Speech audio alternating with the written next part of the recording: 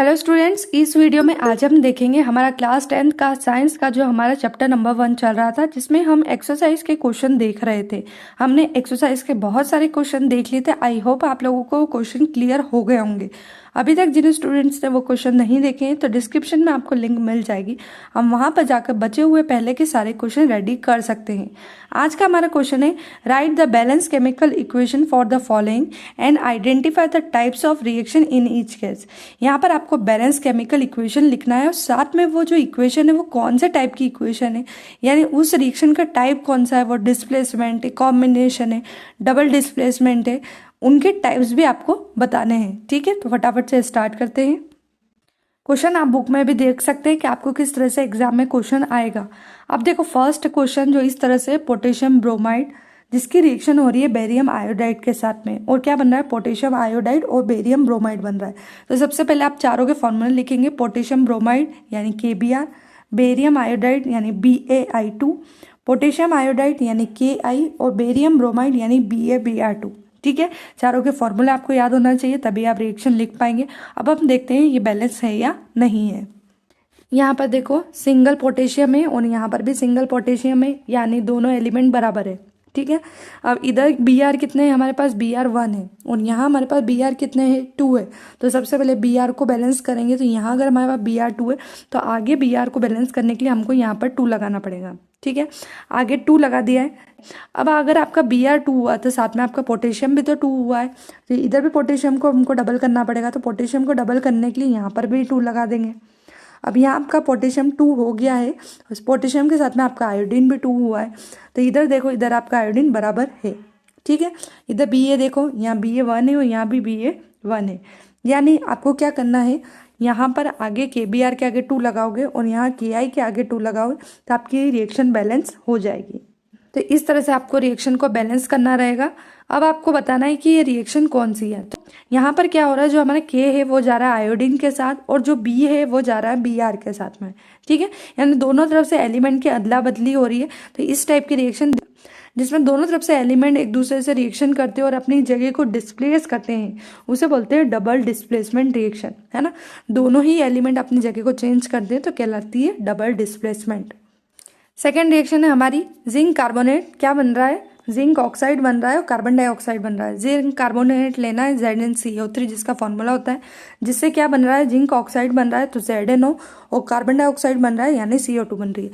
साथ में देखो यहाँ पर आपको सिंबल दे रखे हैं, तो ये सिंबल भी आप फॉर्मूले के साथ नीचे लिख दीजिए। यहाँ S लिखेंगे, यहाँ S लिखेंगे और यहाँ CO2 के लिए आप G लिखेंगे, जो आपकी स्टेट बताता है कि जिंक कार्बोनेट हमारा सॉलिड स्टेट में, जिंक ऑक्साइड हमारा सॉलिड स्टेट में और कार्बन डाइऑक्साइड हमारा गैसियस स्टेट में, इसलिए G लिखा हुआ है। अब एलिमेंट देखो बराबर है या नहीं है, यहाँ जिंक 1 है, यहाँ भी जिंक 1 है।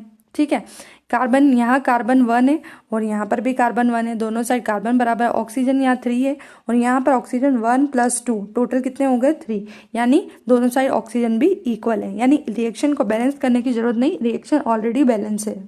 अब देखो यहाँ पर आप क्या हो रहा है, यहाँ पर एक रिएक्टेंट आगे लिया है और इस रिएक्टेंट से आपके 2 प्रोडक्ट बन रहे हैं, है ना। रिएक्टेंट एक ही है और प्रोडक्ट बन रहे हैं 2। तो मैंने आपको बताया था जब रिएक्टेंट हमारा 2 या मोर देन 2 सिंपलर सब्सटेंस में डिवाइड होता है तो उस रिएक्शन को बोलते हैं डीकम्पोजिशन रिएक्शन, है ना।